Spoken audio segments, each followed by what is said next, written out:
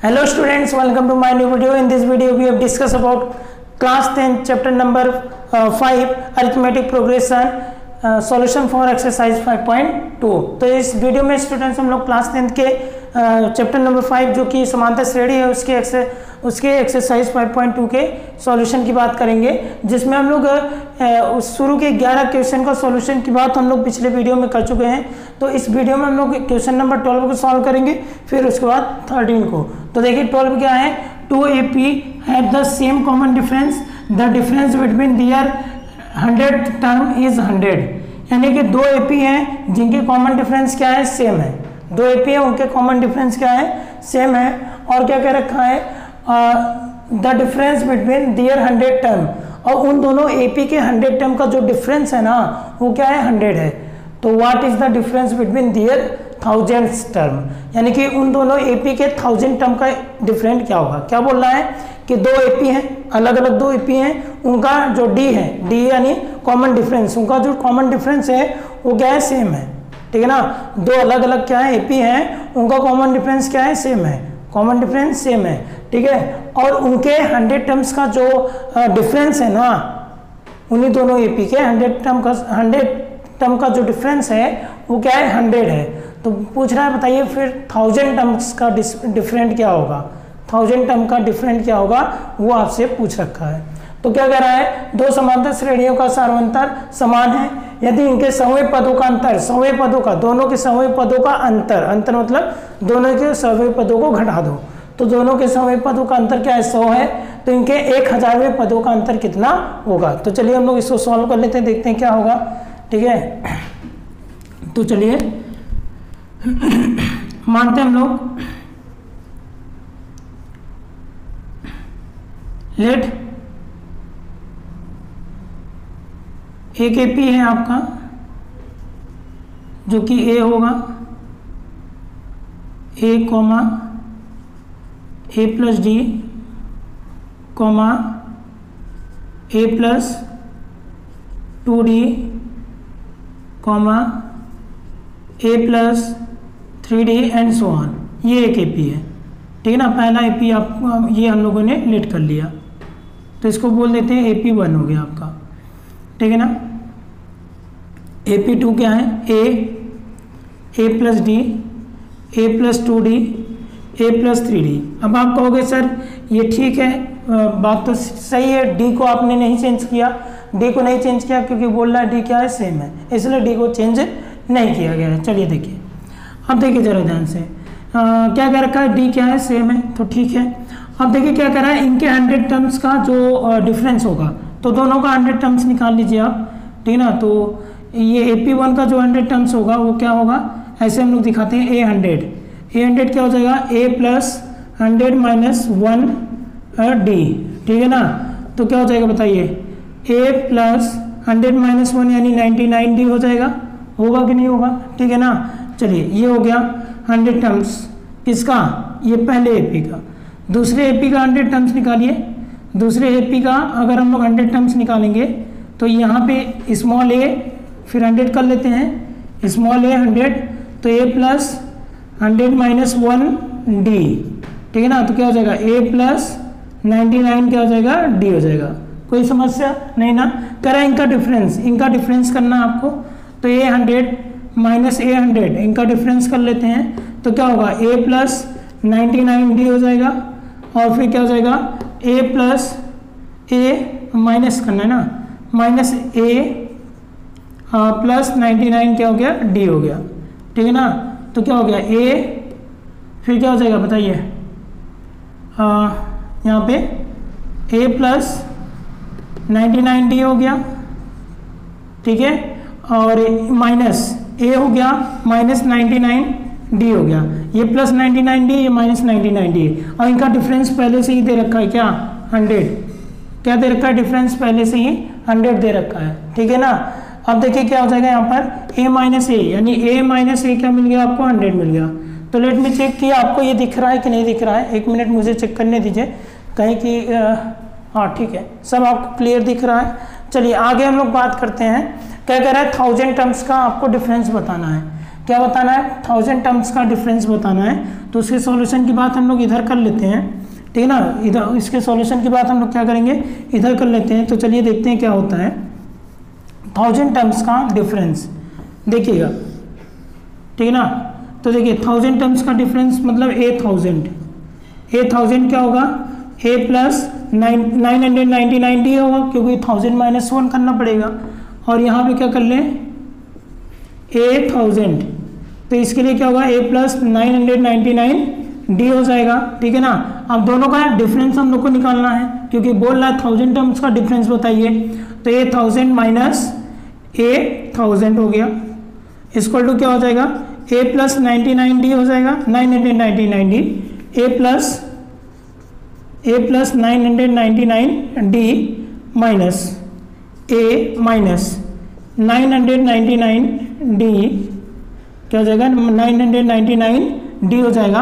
अब देखिए 999 से 999 कैंसिल आउट हो गया पूरा पूरा, तो 8000 माइनस 8000 इक्वल टू कितना हो जाएगा बताइए, a माइनस a मतलब 100, यानी कि इनके 1000 टर्म्स का, यानी 8000 माइनस 8000, यानी इनके 1000 टर्म्स का जो डिफरेंस होगा ना वो भी क्या आएगा, 100 आएगा, ठीक है ना। इनके 1000 टर्म्स का डिफरेंस भी क्या होगा, 100 होगा। Hence the difference of their 1000 terms will be 100, ठीक है ना। Hence the difference of their 1000 terms will be 100, आप लोग लिख लीजिएगा लास्ट में। यानी कि इसके इनके हजारवें पदों का अंतर भी क्या होगा, 100 होगा। समझ में आया कि नहीं, तो आप इसको नोट डाउन कर लीजिए, फिर हम इसको चलिए हम लोग नेक्स्ट क्वेश्चन देख लेते हैं। क्वेश्चन नंबर 13 क्या कह रहा है, ठीक है ना। तो चलिए देखते हैं नेक्स्ट क्वेश्चन क्या कह रखा है, how many 3 digit numbers are divisible by 7, यानी कि 3 डिजिट नंबर, ऐसे कितने 3 डिजिट नंबर हैं जो कि 7 से क्या है, डिविजिबल हैं, वो आपको बताने हैं। 3 अंकों वाली कितनी संख्याएं 7 से विभाज्य हैं, यानी कि 3 अंकों वाली ऐसी कितनी संख्याएं हैं जो कि 7 से विभाज्य हैं, तो वो संख्या की संख्या बतानी है, ठीक है ना। तो देखिए चलिए सॉल्यूशन करते हैं हम लोग। तो सॉल्यूशन जब हम लोग करेंगे तो हम लोग 3 अंकों वाली, यानी कि 100 से स्टार्ट होगा, तो 100 से स्टार्ट होगा तो 3 अंकों की संख्या क्या होगी, 101, 102, 103, ये सब हो गए, ठीक है ना। यहाँ से तो यहाँ से क्या हो जाएगा, आपको क्या है 7 से डिविजिबल, यानी कि 7 से विभाज्य वाले लेने हैं। तो 105 पहला होगा जो 7 से विभाज्य होगा, फिर 112 होगा, फिर 119 होगा, ये तो आप पता कर सकते हो, ठीक है ना। और फिर लास्ट में एंड सो ऑन क्या हो जाएगा, 994 हो जाएगा, ठीक है ना। आप चेक कर लेना, तो ये सब नंबर मिलेंगे जो कि 7 से डिविजिबल होंगे। अच्छा, आगे क्या बात की गई है, आगे कह रहा है कि हाँ कितनी संख्याएं होंगी ना, तो ठीक है कितनी संख्याएं होंगी तो हम लोग देख लेंगे अभी। तो a बराबर क्या मिला आपको यहाँ से, एक 105, और d बराबर क्या मिला, 112 माइनस 105 इक्वल टू कितना मिल गया, 7 मिल गया। और ये लास्ट वाला टर्म क्या है, ये अगर पता चल गया कि लास्ट वाला टर्म कौन सा है, तो उतना ही तो टर्म्स होंगे, उतनी ही तो संख्या होगी। तो बस हम लोग को वही लास्ट वाले टर्म्स के लास्ट वाला टर्म्स हम लोग को बताना है कि 994 है, तो कौन सा टर्म 994 है, बस नंबर ऑफ टर्म्स निकाल लो, पता चल जाएगा, ठीक है ना। तो क्या हो जाएगा बताइए, an कितना है, लास्ट वाले टर्म को आप an कर सकते हो या फिर l मान सकते हो, ठीक है ना। इसके लिए फॉर्मूला क्या हो जाएगा, n-1d बराबर 994, ठीक है। तो a कितना है 105 प्लस n-1, ये ऐसे ही रहेगा, d है 7 और ये क्या हो गया 994 हो गया, ये क्या हो गया बताइए 994 हो गया। ये आकर के सब्ट्रैक्ट करेगा तो 7n-7 हो जाएगा, क्योंकि 7 मल्टीप्लाई करेगा, 105 आकर के सब्ट्रैक्ट करेगा तो 994 माइनस 105, तो 7n-7 इक्वल टू ये कितना आ जाएगा 889 आ जाएगा, कितना आ जाएगा 889 आ जाएगा, और ये -7 इधर आएगा तो +7 हो जाएगा, तो 7n इक्वल टू क्या हो जाएगा 889 + 7 हो जाएगा, तो 7n इक्वल टू कितना हो जाएगा 896, कितना हो जाएगा 896। अब 7 से डिवाइड कीजिए, 7 1 जा 7, 1 7 2 जा 14, 5 7 8 जा 56, n इक्वल टू कितना आ गया 128। यानी ऐसी 128 संख्याएं होंगी जो कि 7 से डिविजिबल होंगी, ठीक है ना। तो कितनी होंगी, तो there are 128 numbers, 128 3 digit number, 3 digit numbers which are divisible by 7, यानी कि इसी तरीके से 128 कितनी 128 3 अंकों वाली संख्या है जो कि 7 से विभाज्य होगी। लिख लेंगे हिंदी मीडियम वाले। चलिए आ जाते हैं क्वेश्चन नंबर 14 पे। देखते हैं क्वेश्चन नंबर 14 क्या कह रहा, हाउ मेनी मल्टीपल्स ऑफ 4, इस बार मल्टीपल्स ऑफ 4 पूछ रहा है। How many multiples of 4 lie between 10 and 250, 10 और 250 के बीच में कितने मल्टीपल्स ऑफ 4 मिलेंगे आपको, वो आपको बताना है। तो फिर से वही है, नंबर ऑफ टर्म्स आपको बताने हैं और किसके बीच में, 10 और 250 के बीच में। तो सॉल्यूशन करते हैं हम लोग करते हैं। देखिए आप लोग को समझ में आ गया होगा, हिंदी मीडियम वालों को 10 और 250 के बीच में 4 के कितने गुणज हैं, वही नंबर ऑफ टर्म्स बताने हैं आपको। तो ठीक है, कोई समस्या नहीं इसमें। तो यहाँ से स्टार्ट करो, 10 से स्टार्ट करो। तो 10 तो 4 का मल्टीपल नहीं है, 10 तो 4 का गुणज है नहीं, तो क्या है 12 है, 12 4 का गुणज है, 12 4 16 4 का गुणज है, फिर 20 4 का गुणज है, एंड सो ऑन। यहाँ पे चले आइए 248 तक, 248 भी क्या है 4 का गुणज है कि नहीं, 4 का मल्टीपल है। बस जैसे ये किए हो ऐसे ये करो आप। a इक्वल टू कितना है 12 है, और d इक्वल टू कितना है 16 माइनस 12 यानी बराबर 4 हो गया। और इसके अलावा an क्या है 248 मान लेते हैं, ठीक है ना, और है ही an 248। an का फॉर्मूला क्या होगा a plus n minus 1 d। जैसे ये किए हो वैसे सेम यहाँ पे चल रहा है। 248 a की वैल्यू क्या है 12 है, प्लस n माइनस 1 को ऐसे ही रहने दीजिए और d की जगह क्या रख दीजिए 4 इक्वल टू 248 हो गया। ये 12 आकर के यहाँ सब्ट्रैक्ट होगा और यहाँ क्या हो जाएगा 4n माइनस 4 हो जाएगा इक्वल टू 248 माइनस 12 हो जाएगा। तो 4n माइनस 4 इक्वल टू कितना हो जाएगा, इसको सब्ट्रैक्ट कर लेंगे तो 236 आ जाएगा, और ये 4 जा करके ऐड कर लेगा तो 4n इक्वल टू 236 प्लस 4, तो 4n इक्वल टू क्या हो जाएगा बताइए 240 हो जाएगा। तो 4 6 जा 24, तो n इक्वल टू कितना हो गया 60, n इक्वल टू कितना हो गया 60। तो क्या लिखोगे, there are 60 numbers, there are 60 numbers between, there are 60 numbers between, कितने नंबर्स हैं 60, ठीक है ना, between 10 and 250 which are divisible by, which are multiple of 4, which are multiple of 4, ठीक है ना। तो इस प्रकार से ऐसे 60 संख्याएं होंगी 10 और 250 के बीच में जो कि 4 का गुणज होगा, जो कि 4 का क्या होगा गुणज होगा। तो आप इसको नोट डाउन कर लीजिए, फिर हम लोग नेक्स्ट क्वेश्चन की बात करते हैं। नोट डाउन कर लीजिए।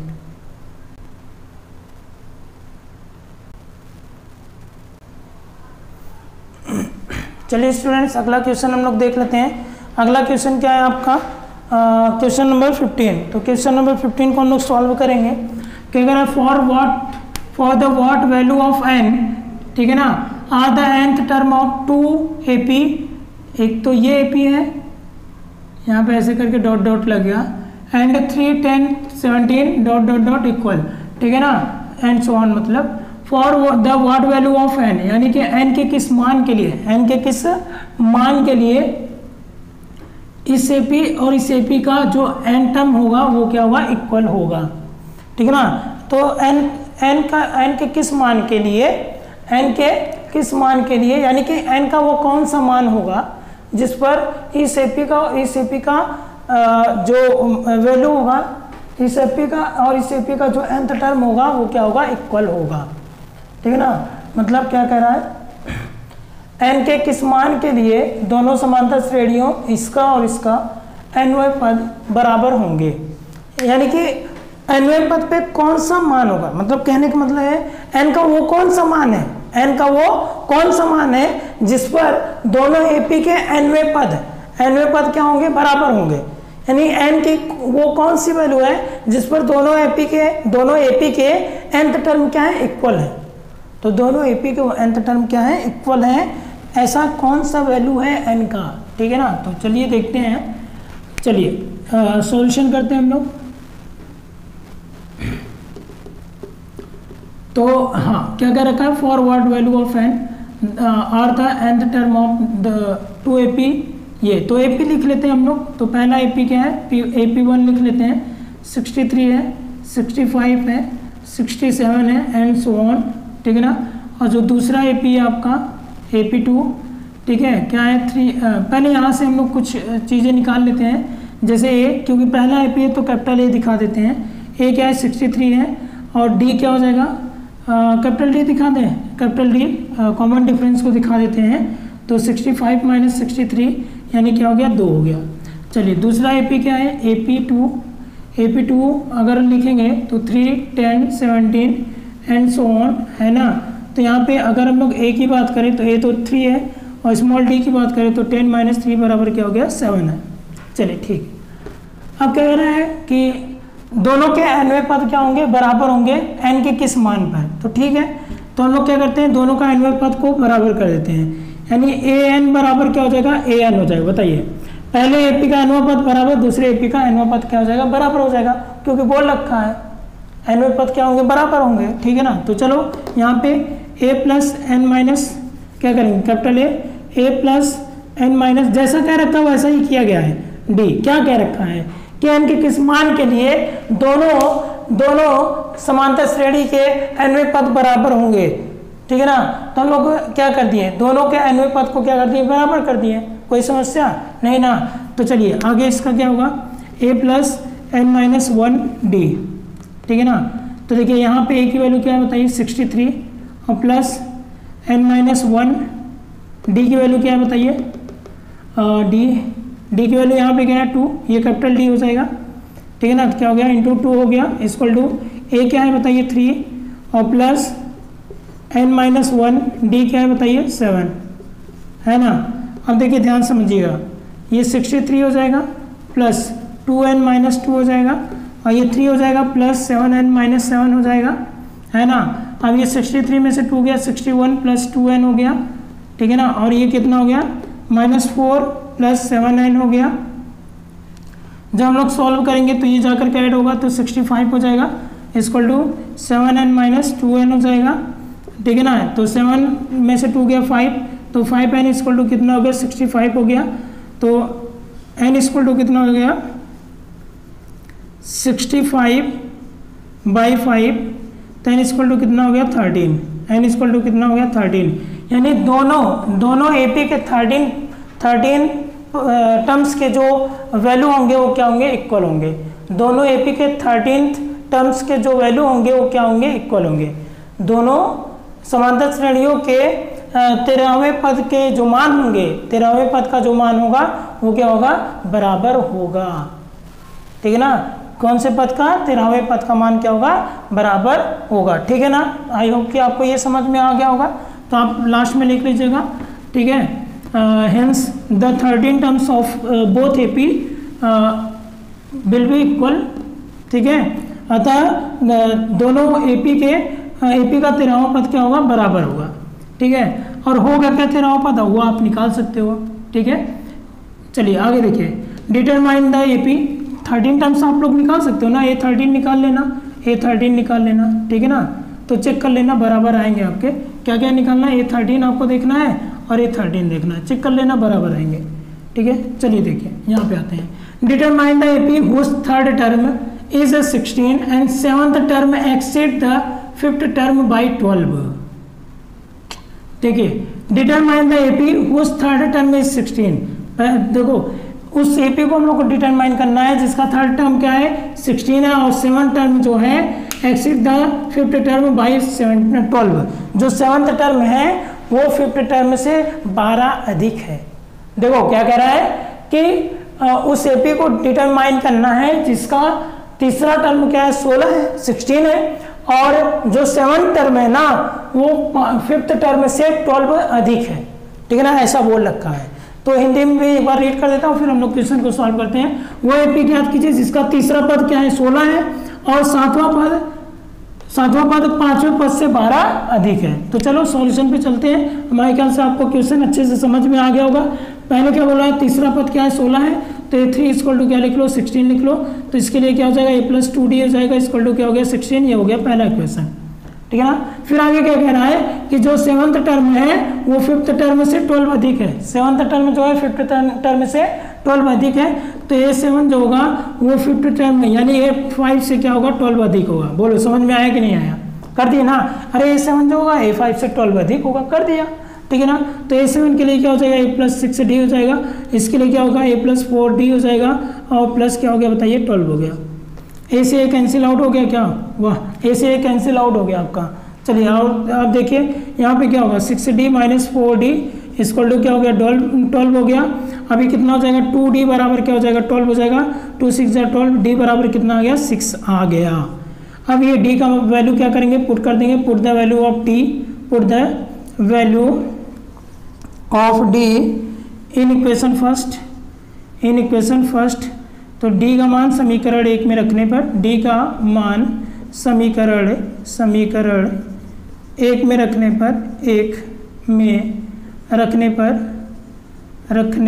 पर तो समीकरण 1 में रखिएगा।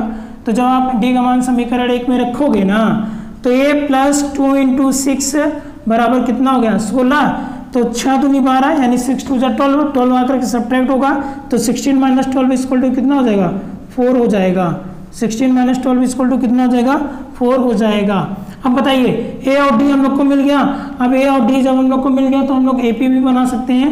तो AP बना सकते हैं तो a क्या हो गया 16 हो गया और a2 क्या हो जाएगा a प्लस d हो जाएगा। a क्या है आपका 4 है, a क्या है 4 है और a2 क्या होगा a प्लस d यानी कि क्या हो जाएगा 4 प्लस d कितना है 6 यानी क्या हो गया 10। a3 क्या हो जाएगा a प्लस क्या हो जाएगा 2d हो जाएगा। तो ये क्या है 4 प्लस 2 इंटू डी की जगह क्या हो जाएगा 6। तो 6 2 12 4 क्या हो गया 16 हो गया। ऐसे ही अगर a4 निकालेंगे तो a4 बराबर a प्लस 3d हो जाएगा। तो a कितना है 4 प्लस 3 इंटू डी की वैल्यू 6 और ये कितना 18 4 22 हो जाएगा, ठीक है ना। यानी कि AP विल बी AP क्या होगा बताइए 4 10 16 22 एंड सो ऑन, ठीक है ना। ये क्या हो जाएगा AP हो जाएगा। तो ये था आपका क्वेश्चन नंबर 15 एंड 16। आप इसको नोट डाउन कर लीजिए, फिर हम लोग नेक्स्ट क्वेश्चन की बात करते हैं। नोट डाउन कर लीजिए। चलिए स्टूडेंट्स, हम लोग अब 16 के बाद हम लोग क्वेश्चन नंबर 17 की बात कर लेते हैं, ठीक है ना। तो देखिए क्या है, find the 20th term from the last term, from the last term of the AP 3 8 13 and so on 253, ठीक है ना। यानी कि 20 टर्म पूछ रहा है।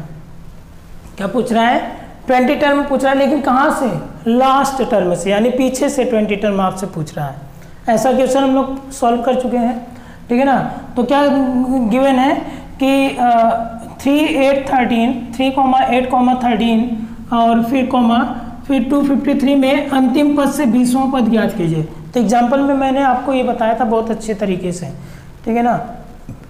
क्या पूछ रहा है अंतिम पद से 20वां पद है। तो चलिए देखते हैं अंतिम पद से 20वां पद क्या होगा। मैं आपको पूरा कॉन्सेप्ट अच्छे से बता दिया था, समझा दिया था, ठीक है ना। तो चलिए देखते हैं।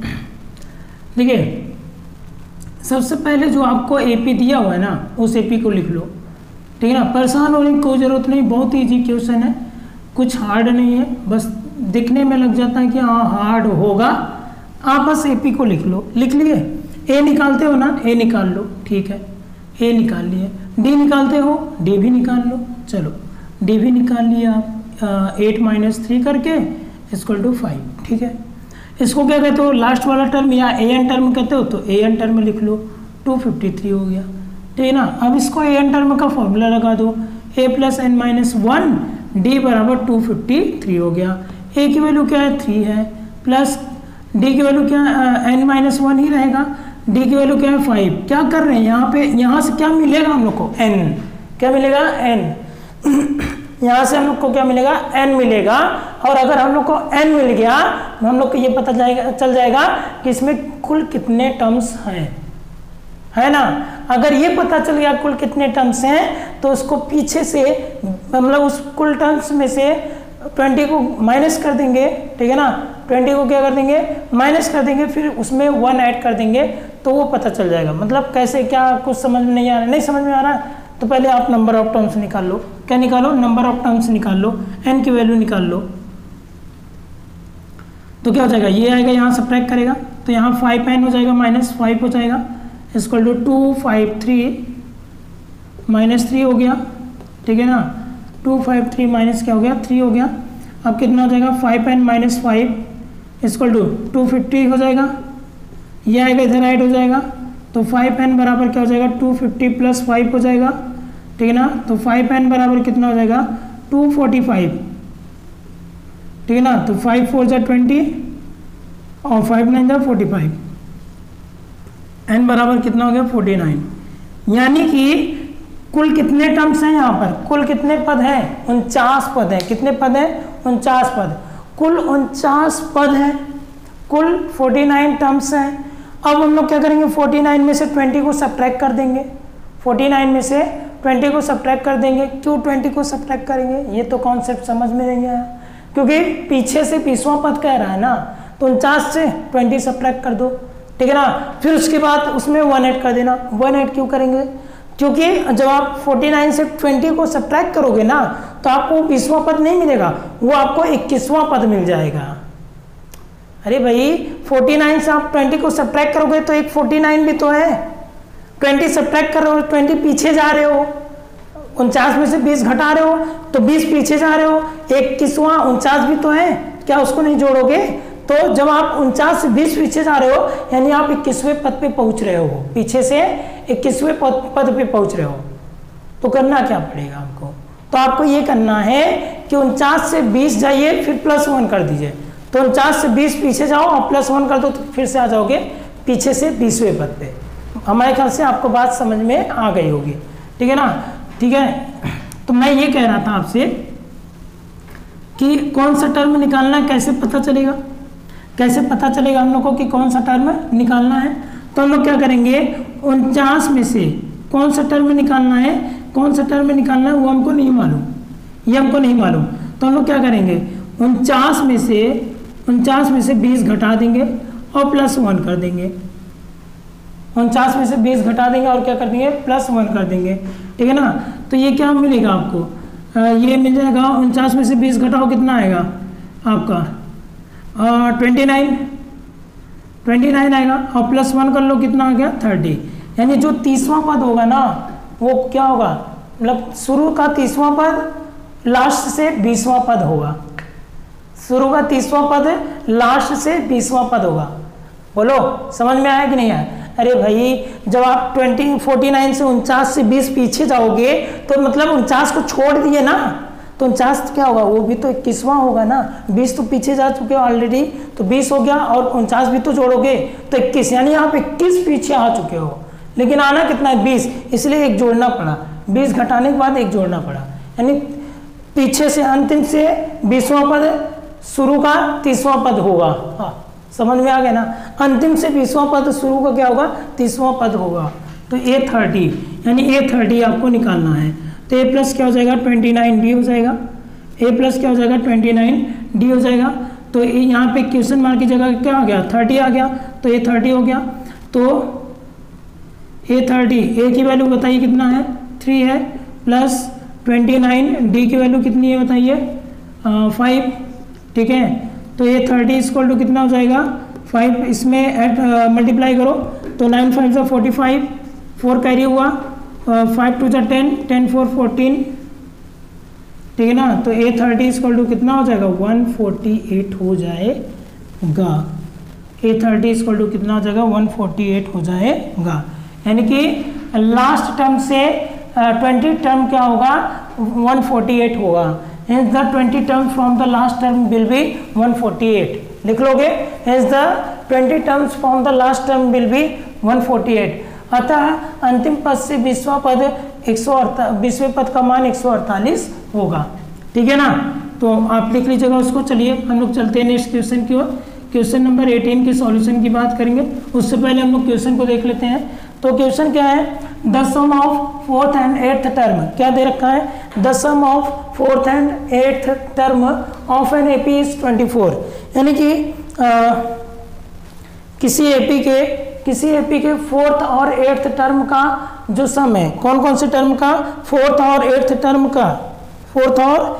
टर्म का जो सम है वो कितना बताइए, 24 है। फिर आगे क्या दे रखा है, आगे दे रखा है and the sum of 6 and 10th term is 44, और उस एपी के छठवें और 10वें पदों का योग कितना है, 44 है। पहले क्या कह रहा है, एपी के चौथे और 8वें पद का योग कितना है, 24 है। फिर क्या कह रहा है, उस एपी के छठवें और 10वें पदों का योग कितना है, 44 है, ठीक है ना, सम योग यानी सम, ठीक है ना। Find the first 3 terms of the AP, तो एपी के फर्स्ट 3 टर्म्स आपको फाइंड आउट करने हैं। तो किसी एपी के चौथे और 8वें पदों का योग कितना है, 24 है, और छठवें और 10वें पदों का योग कितना है, 44, ये दे रखा है। तो आपको इस पद के इस एपी के प्रथम 3 पद आपको ज्ञात करने होंगे। चलिए देखते हैं क्या होगा। देखिए कह रहा फोर्थ और एट्थ टर्म, तो फोर्थ यानी A4 और एट्थ टर्म यानी A8 इक्वल टू इनका सम, ये सम कर लिया, कितना है, 24 है। तो फोर्थ टर्म क्या हो जाएगा, A+3D हो जाएगा, एट्थ टर्म क्या हो जाएगा, A+7D हो जाएगा, और इक्वल टू कितना हो गया, 24 हो गया, है ना। फोर्थ टर्म यानी A+3D और एट्थ टर्म यानी A+7D इक्वल टू कितना हो गया, 24। तो ये और ये कितना हो गया, 2A हो गया, 7 3 10, यानी क्या हो जाएगा, 10D इक्वल टू कितना हो जाएगा, 24, ठीक है ना। तो यहाँ से 2 कॉमन ले सकते हैं आप, 2 कॉमन लेंगे तो A+5D हो जाएगा, और इक्वल टू कितना हो गया, 24। इसको डिवाइड करेंगे हम लोग तो A+5D इक्वल टू कितना हो जाएगा बताइए, 12 हो जाएगा। ये हो गया पहला इक्वेशन, ठीक है ना, कितना हो जाएगा, 12 हो जाएगा। चलिए आगे क्या कर रहा है, 6 और 10th टर्म का सम, तो A6 + A10 इक्वल टू कितना है, 44, कितना है, 44 है। तो A6 यानी कि A+5D हो जाएगा, और A10 यानी कि A+9D हो जाएगा, A+ क्या हो जाएगा, 9D हो जाएगा, अरे 9D इक्वल टू कितना हो गया, 44 हो गया। तो बताइए कितना हो जाएगा, 2A + 14D इक्वल टू कितना हो गया, 44 हो गया। तो 14D इक्वल टू कितना हो जाएगा, 44 माइनस यहाँ पे क्या हो जाएगा, 2 कॉमन होगा तो A+ क्या हो जाएगा, 7D बराबर क्या हो जाएगा, 44 हो जाएगा, ठीक है ना। आगे देखिएगा, इसको डिवाइड कीजिए तो A+7D बराबर कितना हो गया, 22, कितना हो गया, 22। ये इक्वेशन क्या हो गया, सेकंड हो गया। हम लोग को क्या करना है, हम लोग को A और D निकालना है। हम लोग को मालूम है कि अगर A और D मिल जाएगा तो एपी में जो कहेगा वो निकाल देंगे। तो हम लोग क्या करेंगे, दोनों को सब्ट्रैक्ट कर देंगे। तो ऑन सब्ट्रैक्टिंग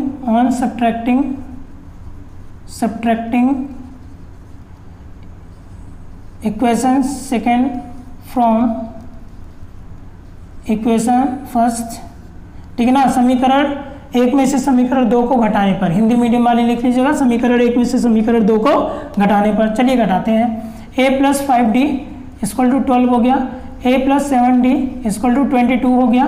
सब्ट्रैक्ट करिए, ये माइनस माइनस माइनस, ये गया, ये कितना हो गया, -2D हो जाएगा, और ये कितना हो जाएगा, -10 हो जाएगा। 2 से 2 कैंसिल आउट, 2 5 10, यानी D इक्वल टू कितना आ गया, 5 आ गया, ठीक है ना। अब क्या लिखेंगे, put the value of D,